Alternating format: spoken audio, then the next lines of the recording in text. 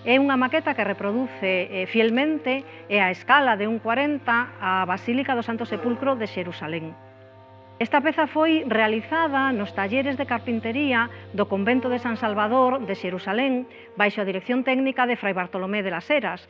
Unha curiosidade é que está feita con madeira de cipreses que creceron no horto de Getsemaní, onde están os famosos oliveiros que se recollen na Biblia.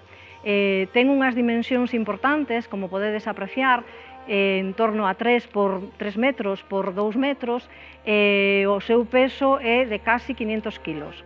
É a peza principal do Museo de Terra Santa de Santiago de Compostela, que está ubicado no convento de San Francisco. Esta maqueta tan detallada nos permite entender como é o edificio do Santo Sepulcro de Xerusalén, que é un edificio moi singular, seguramente un dos monumentos máis complexos que se conservan no mundo. A importancia desta cúpula é enorme, porque esta cúpula non solamente custodia o lugar máis sagrado para o cristianismo, senón que ademais esta cúpula foi a que influiu en toda unha tradición de creación de cúpulas posteriores por todo o mundo, en realidade. Se vamos a San Pedro do Vaticano, o lugar máis sagrado da iglesia está debaixo dunha cúpula, non?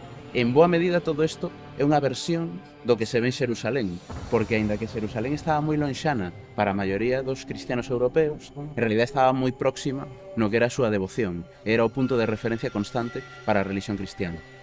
Aí dentro está o pequeno edículo, que a xente normalmente coñece pola televisión ou polas fotos ou polas películas, donde se custodia o espacio no que a tradición determina que está a tumba de Xesús, xusto aí dentro.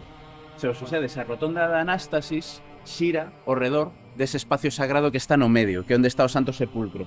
Iso é moi interesante, porque nesta maqueta podese ver perfectamente toda esta zona que xira ao redor e que estaba destinada a que a xente que peregrinaba ao Santo Sepulcro pudera rodear o espacio. Isto é moi característico dun tipo de edificio moi concreto, que son os martiria. Os martiria, que son de orixe romano, o que facían é colocar o lugar sagrado no centro e permitir que a xente xirara ao redor. Se pensades no lugar sagrado do centro, a xente xirando ao redor, isto tamén vos recorda a outras religións que teñen un sistema moi semellante.